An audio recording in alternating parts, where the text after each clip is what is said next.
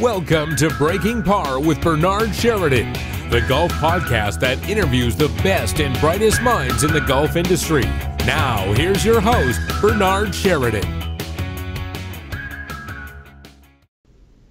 So, Gary, thanks so much for being with us here today on Breaking Par.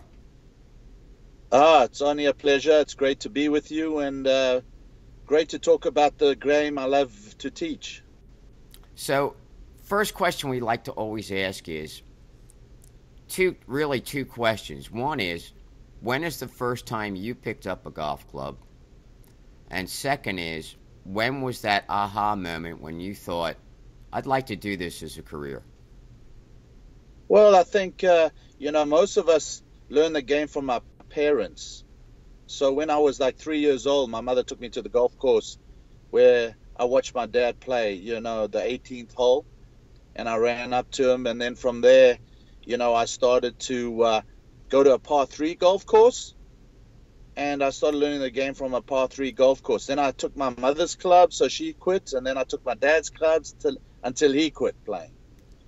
And this went on for a while, and, the fun part was when my dad took me to my first tournament, and I think I shot like 115, and in the car, we were driving home, and he said to me, son, you sure you don't want to stick to soccer because you don't lose as many balls? And then I just persevered through high school. And actually, I saw a young man, and it was Bobby Verwey Jr., which is Gary Player's nephew. And he was unbelievable at the age of 12, 13, and 14. And I just dreamt that I could get as good as him. So, only when I finished national service when I was like 21, 22, that I thought that maybe one day, maybe I could do this for a living. Awesome. So, and what age were you when you began that then? And when you finally said, okay, I'm going to dig in, I'm going to do this? Well, I went to college, and then after college I went home and then, tried tour school.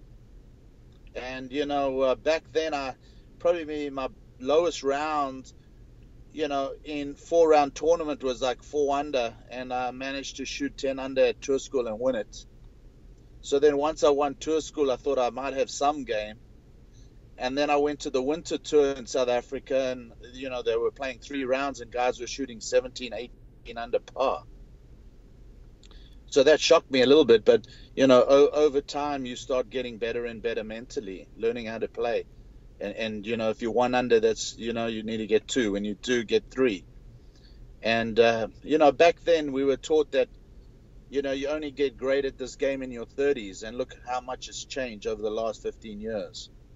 That's true. I mean, there are some awesome players that, well, Sergio is an example of that. He's been a great player, and now all of a sudden in his late 30s, he's broke through. So at all ages, players can play at a very high level, that's for sure. And then now today with some of the players that you're working with, very, very young level, very, very young age at a very high level. Yeah, well, the thing is what started to happen is when I started and probably when you started, we'd take our parents' clubs. Well, now they have US kids clubs, and so kids can learn the basic fundamentals at a very, very young age. And also start getting very competitive at a young age. So, and junior golf tournaments now, like the AJGA, plays courses that the PGA and LPGA play on. So it's like such a high level, it's just amazing. And then you started to see how golf started to get younger and younger, like in tennis. So when were you first start moving into instruction? When did you decide to do that? I mean, you were playing on tour. Yeah. And then what made you decide to go and do instruction and help others? Well, what happened to me was even when I was a pro, I was enthralled about the swing. So I was a bit of a perfectionist. So I always thought you had to have this perfect swing to be a great player. So that's when I started falling in love with Nick Faldo. And so Nick Faldo's teacher was David Ledbetter, and I bought all the books and I read the books. And then I went over to see David, and that was in my 5th year on tour. So I decided to stay in America. And the only way I could stay is actually a friend of mine was teaching with David and said, hey, would you like to be a a teaching pro, and I thought to myself, hey, this could be something that I would really enjoy doing. It was actually, I think I felt a lot more relaxed teaching than I was playing. Because of being a perfectionist, I focused more on my weaknesses than my strengths. And so, being a teacher would help me. And then, with David, it was mainly about instruction. And then during that time, after 2 years, IMG came to talk about a junior academy in Bradenton, Florida, where I became the director of golf for 11 years. And that's when I started to build the junior golf kind of system of training through that, which was just phenomenal. I mean, I think we won every national title. We won every, major junior tournament during those 11 years. And we probably had one of the weakest driving ranges in the world, but it was a place where the students learned about themselves, about the mental, the fitness, learn how to build their self-confidence, be self-motivated, build their self-image as a person, and grow away from home. And then, we started to see, a girl that came to the academy who was shooting 90 3 years later was the youngest qualifier in the Women's US Open. So you could have seen that through the right training program and the right mental approach, these kids are getting better and better each year.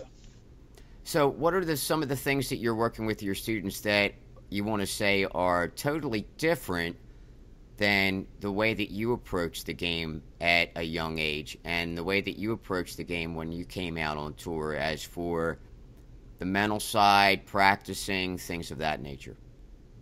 Well, I think it's all about building confidence. I think that when I came out in South Africa, we had no plan. We just had talent and ability. You learn from people around you. The way I got better at golf was playing with the members at the golf course. And, as soon as I got to, back then golf was all about a handicap, and you always want to improve your handicap. With junior golf in America, it's different. There's no really handicaps. Everybody plays off scratch, and they try and compete off scratch, which I think is demoralizing. But in South Africa, you would have best gross, but you also had, actually the best was best net. So 8 handicap could beat a scratch golfer. But learning from others that were around me and, made a big difference. But, today, back then I didn't have access to a mental coach, fitness coach. Unless your parent had played, at that level, which mine didn't. My dad was maybe got to an 8 handicap, but didn't play at a high level. So I was fortunate. I got chosen for South Africa, then came to college in America, and then went to play golf. But I didn't know much about myself and how my personality would hold me back. So, what we do with the students now is have a personality profile and teach them about themselves, that they can be really aware of how to not lose confidence by being negative with their self-talk, negative with their body language, making sure that their practice plan is specific, has a purpose, and can improve them in a short matter of time. And the fun thing is, when you're dealing with all these students, they are so different. I mean, say if right now I'm teaching 6 or 7 girls on the LPGA tour. Lydia Ko just spends hours working on her game. I mean, dedication, very, very persistent in improving. And, other players that I teach, might practice for an hour a day. That's it. And are still 2 or 3 in the world. So some people like to play a lot of golf. Some people like to practice. Some people, I believe, like with my system, is life outside golf plays a big part and a big role. Because things that, when young kids, if their education isn't good and they're struggling with their schoolwork, it impacts their self-image. So, preparing them and making sure that the foundation is there really helps them to be, all-rounded athlete. So when they do go to college, they're prepared to play. If they decide to turn pro, they're ready. And it's all about quality practice, preparing them how to play the game, and then teaching them how to prepare to win mentally is the steps and stages that I try and take the students through. And it doesn't matter if you, number 1 in the world or just somebody learning the game. You all have challenges in life and different types of pressure that you have to deal with. So with players who you start out with, who are junior players, I understand that you're trying to build their confidence. You're helping them on the mental side. You're looking at what they're doing outside of golf, and then how they actually are creating what they're working on to get better, practice things like that on the range, on the course. And then with your players who are out on tour already, are you still working with those same type things? I'm sure that their confidence level is much higher, but Yes. Are you still kind of touching base with those type of topics with these people? Absolutely. It's the same for everybody. I mean, the difference between when people lose, if you won in the world and now you're 50th in the world, you've lost your confidence, and it comes from consistency. But it comes from consistency, to me, first, of thinking, the right type of thinking. How's your attitude? How's your outlook? Why are you playing? Are you playing for the right reasons? Do you have your heart in it or not? Are you trying to prove, or are you trying to improve? So it's all about trying to create a learning mindset, because a perfectionistic mindset, to me, which killed me, was too critical and judgmental. And so it killed the childlike in me. And to be a great golfer, you have to be childlike and logical, not critical and judgmental. So a lot of the time, my daughter's in college. If she starts shooting 85 instead of 75, it's all consistency. And then we go back to basics, you see. So if you're having 32 putts, what are you doing? Is it your technique? Is it your feel? Is it your routine? Is it your attitude and outlook? So let's go back to the process and look at the process to see what is lacking.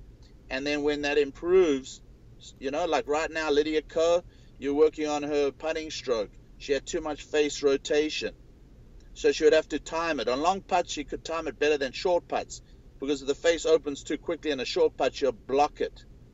So, this game to me is, pretty much keeping everything simple. It's like when I give people drills, I give them motion drills, because I don't like to teach over technical, because then they're overthinking, and thinking kills a golfer. So creating more feel, and the right feel will give them the confidence to shape the shot. So when somebody comes to me, it's not about changing their swing or improving their swing.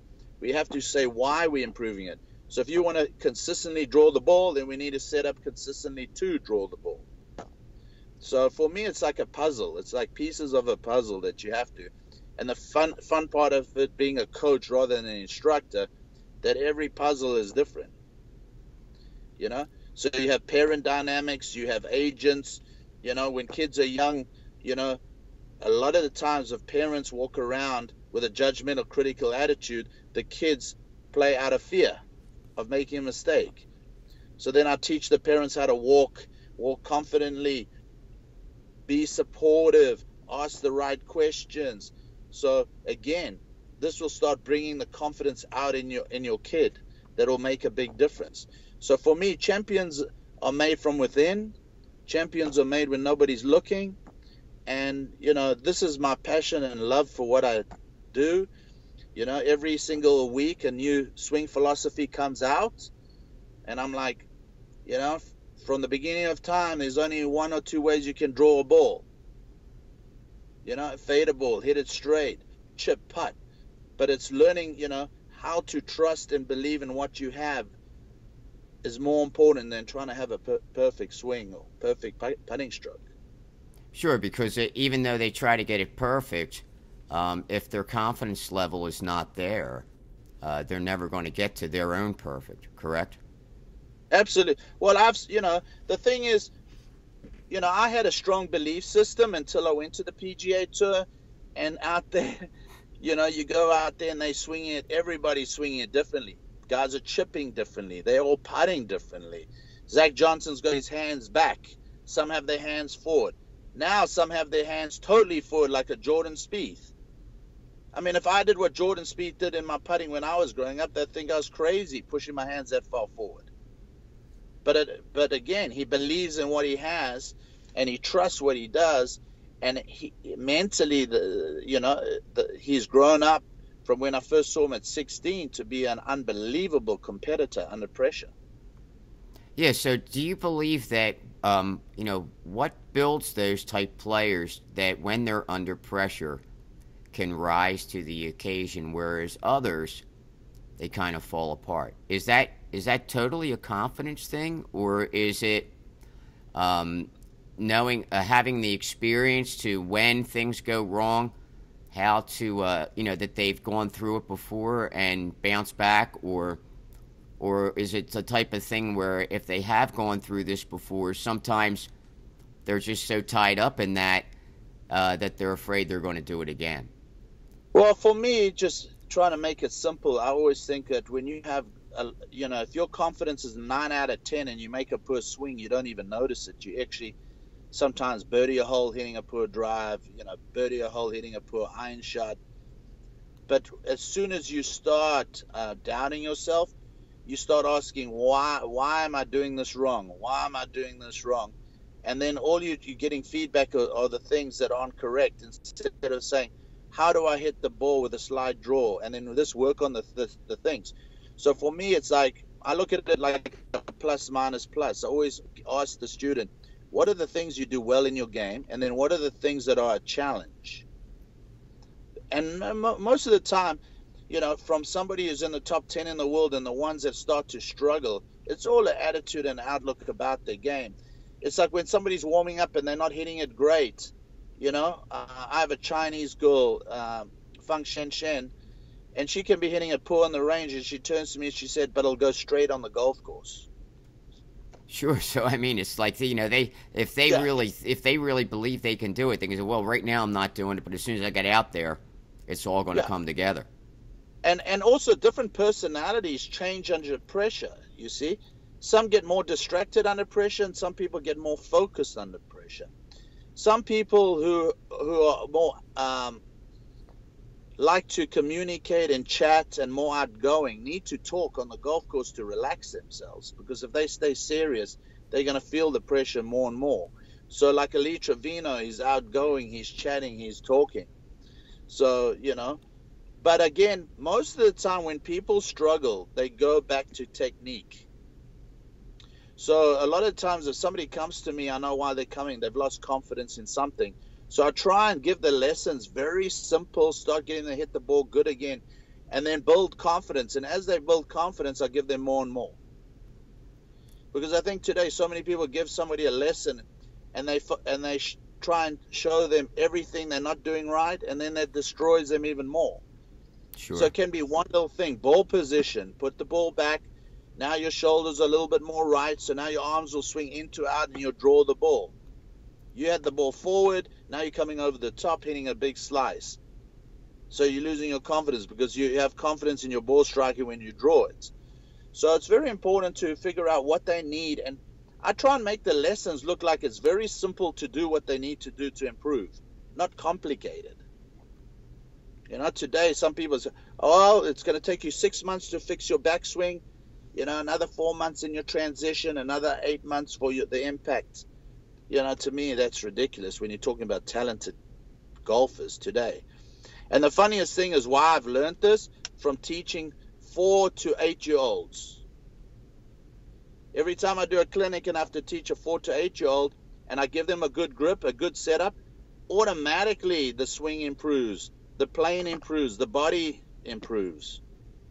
Just from a good grip, I can see a big difference. Sure. When a kid has a bad grip, now the face is shut, now they come steep, now they jump off on their toes and they hit the ball everywhere. And then the parents think that I'm a genius. And no, just good grip. The grip controls the face will control the body. Bang. Straight away they improve. So I think instruction, if we as coaches and teachers go back to simple basics and make sure that everybody's preparing to hit the shot they want to hit, they're going to improve. But it's, a lot of people want to share how much they know.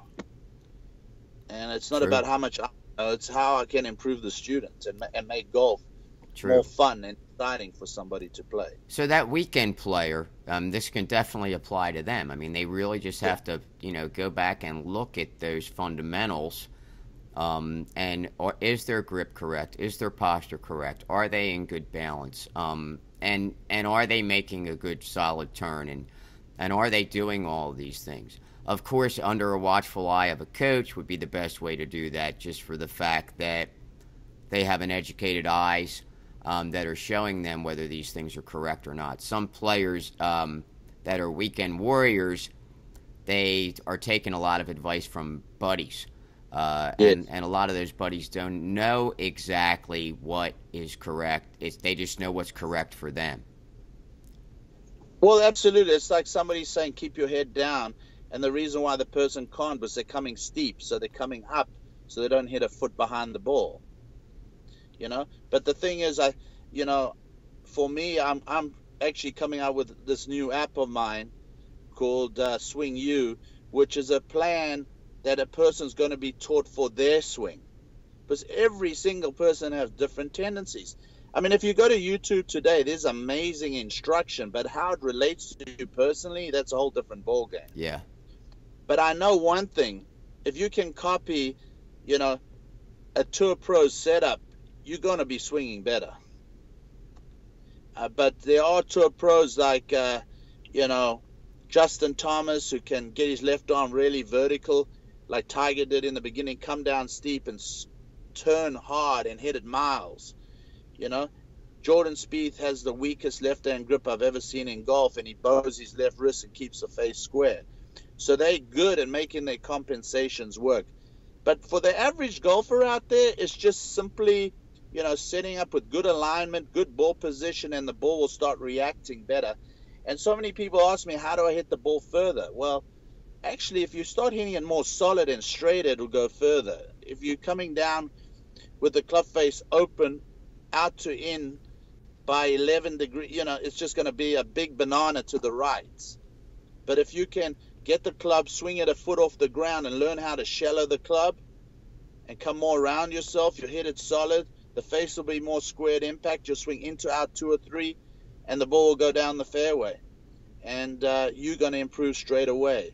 So for me, that's the fun part, is seeing how quickly I can show somebody through a good setup.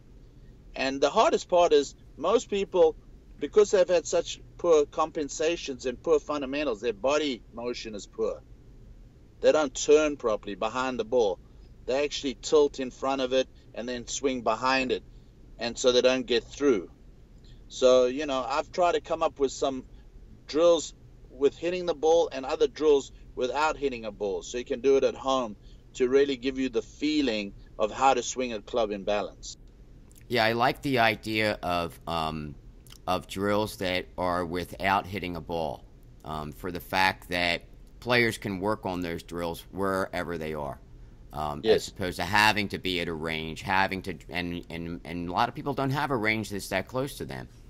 No. So now they have to take a lot of time to go practice, whereas this is a way for them to maybe go out on their back deck or in their backyard and work on some of these basic fundamentals without having to hit balls.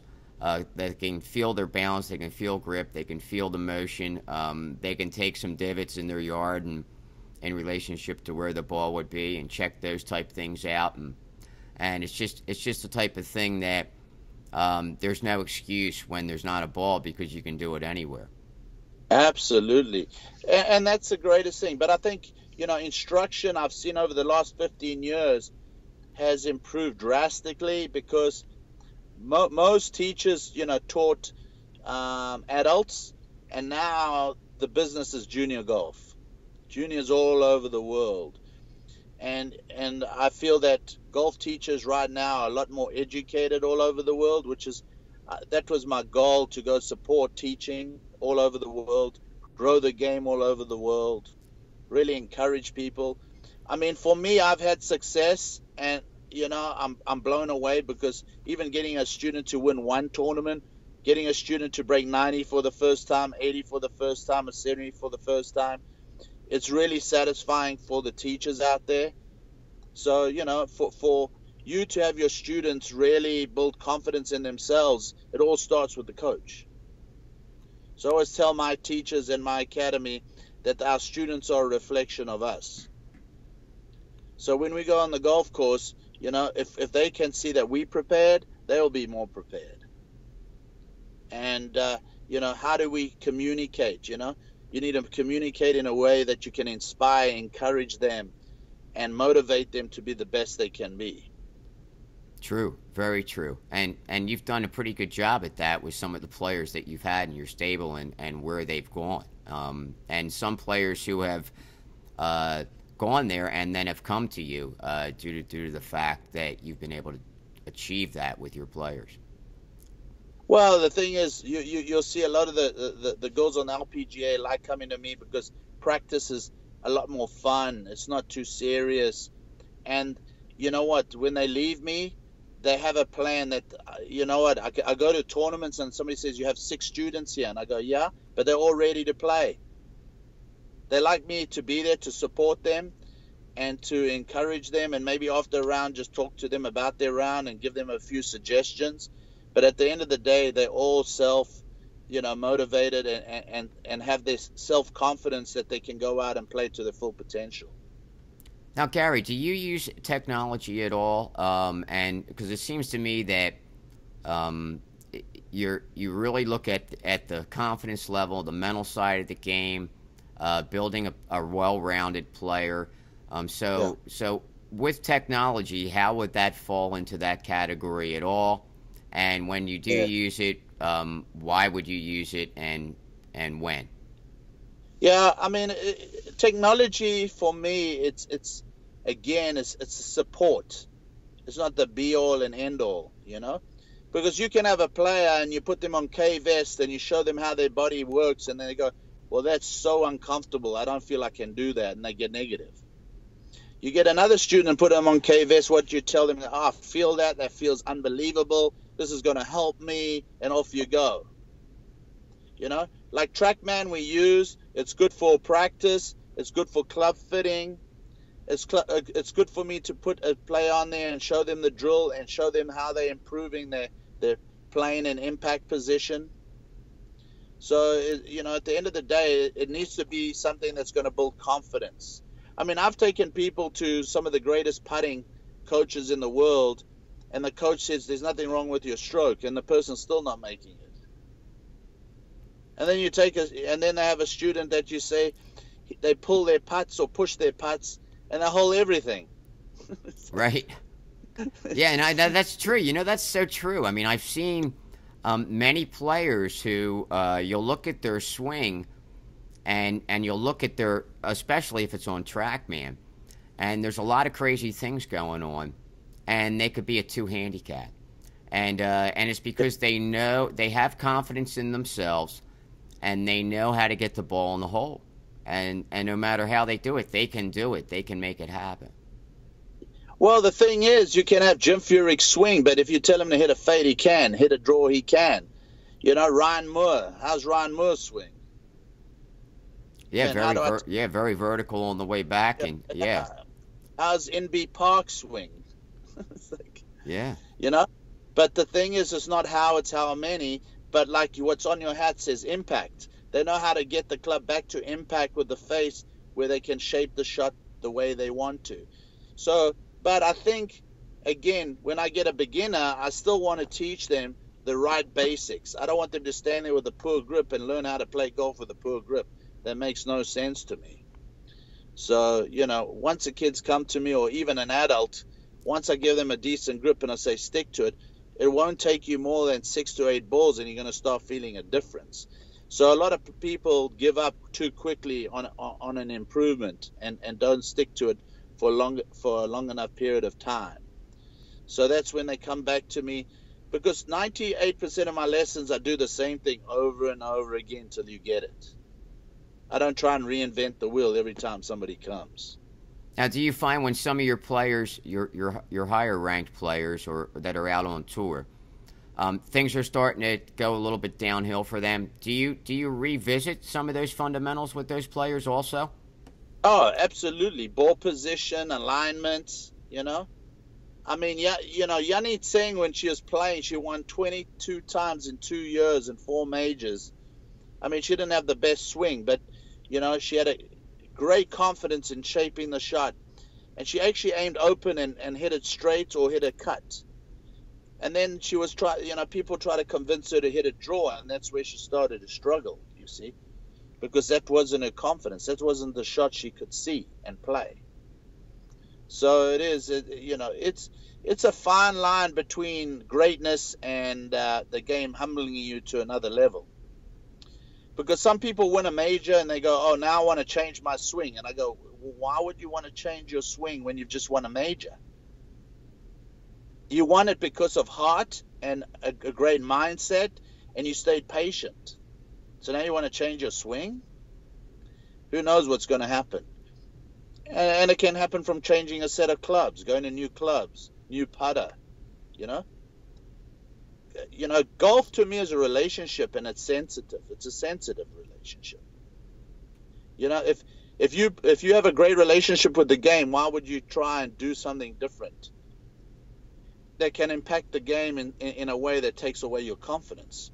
Because I don't care how good you are. We saw Jordan Spieth, last year at the Masters. Most people went to bed and say he's going to win, no? Sure. And how did his confidence, a guy at that level just disappear? The longest walk in golf from that 9th green to the 10th tee at the Masters. A lot can happen in that walk. But you mentioned Sergio Garcia. I knew Sergio Garcia since he was 13 years old. And the biggest thing, if you look at Sergio, is it his golf game or it was his attitude and outlook? I mean, Sergio for 15 years cried like a baby about Tiger Woods, about everything. And the last 3 years, he's changed his whole attitude and outlook. He now takes ownership. He doesn't blame anybody.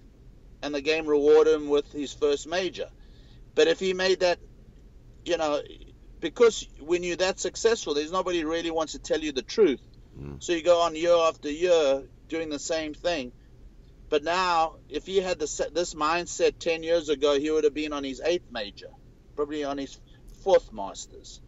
And I think that's definitely an incredible insight to mention to our listeners, is that you get a player who, Sergio at that level, and why isn't it happening? And you get players like Ricky Fowler, and now we're starting to see him compete in majors and do very well. And I think that you're dead on in the point that mental side, that confidence part of the game, and not just like you said, he was whining. That's not going to make you a better player. No. Making excuses or saying, if Tiger wasn't around, then, Phil never did that. And look what he did. Yeah. Well, but that's the greatest thing that, Sergio had learned that, grew up, and it just showed such good tenacity at the Ryder Cup. And that just kept going through to this major. And now he probably thinks he can win all 4. Sure he does. Yeah, because he did it. So, and I'm sure that there's people around him too, who helped him, change the way his outlook was too. For sure. In recent years, his fiance, and maybe others that he's been associated with, outside of the game, have maybe gave him a little bit of different outlook, and he's matured quite a bit in the way that he looks at things. Yeah, and I was the same way when I was young too. When I was 23, 24, I was such a perfectionist, and people said, "Why are you trying to be so perfect?" But I wasn't ready to hear it, and because I never heard what they were saying to me. Now I teach golf. I'm not a pro playing on the tour. You see, because that damaged my confidence to a point where I could hit any shot, but under pressure, I'd put too much pressure on myself to hit the shot. So, and that's all those things and experiences that I went through helped me today teach juniors on how to, learn how to accept a poor shot, move on, and go to the next one and go through a routine and hit it again. Yeah, Jack used to say there's only so many bad shots in a round, and once they're out of the way, then all that's left is good ones. Well, yeah. Well, there you're talking about somebody that's probably the greatest, one of the greatest minds in the game of golf by far. I mean, it's he putted like my second putt. When you miss one and you take it back and you hit it again, it always goes in. Yep. That's how he putted his first one. Yeah. Amazing, amazing mind. Amazing Amazing, mind. amazing mind for No the game. doubt. And I think today not enough is taught about, the mental outlook to the game of golf and how you need to treat the game. You have to respect the game, and you have to be patient through and persevere through the tough times. But, my countryman Gary Player was, one of the best at doing that. Mm. And his self-talk was always really positive. And, I mean, he would hit some of the greatest shots under the greatest pressure, but he rose to the occasion at the right time because he taught himself, that's why I live, to hit those shots. So he embraced them. He didn't fear them. Yeah, definitely one of the big three, and well Yeah. deserved. An amazing person. I've met Gary a few times, and super gracious person. Very, just like Arnie too. I mean, they're just great people who are just normal people, and treat you like they're normal, and they are, and you're normal. So it's really true champions of the game, no doubt. Yeah, well, that's what I love about Arnold Palmer was, when I grew up, it's like good people come second. Yeah. So I think Mr. Palmer broke that mold, Yep. because I think the greatest thing about Arnold Palmer is that he embraced everybody and he impacted so many lives in a positive way. And he gave back to the game in such a way and really inspired, especially myself, to not just look at me, but look at others all the time. And it's about the more you give, the more you get back. Yeah. And I think that really, I feel that his type of personality and his life, touched so many and gave so many players today. Because I was at Bay Hill the day that they all had to hit their driver, and I was looking at these guys thinking, you guys have no idea. You can win $1 million in 1 week. Yeah.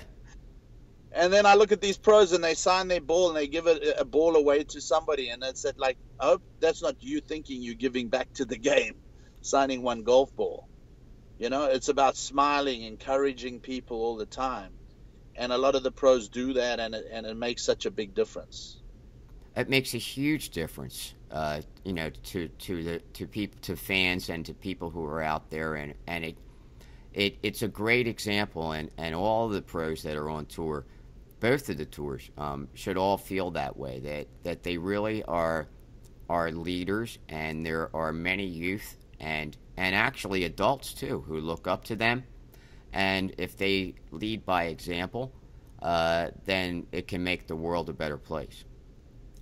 Well, I think so many of them don't realize that, they're in business and they only have like 3 employees. Right. I'm in business, I have 35 employees. And I grew up just as a teacher, I didn't grow up as a millionaire. So it's, I live my passion, but I also have the stress of making a business work. And the reason why I needed to work, because I feel like, I go in about 2 weeks to China, helping grow the game again in China. And if we grow the game in China, it's going to impact, golf in America. There are a lot of courses closing down, and the Chinese can buy them and get them started again. And, they have the wealth to do that. So, to me, it's very, very important for us to keep giving to the game of golf. And, I don't believe that I just have the answer. I think there's many ways to do it. And I try and encourage everybody to live their passion. It's a great way to be. So if there was a book that you would recommend to our listeners, that could help them with their game, what book would you recommend?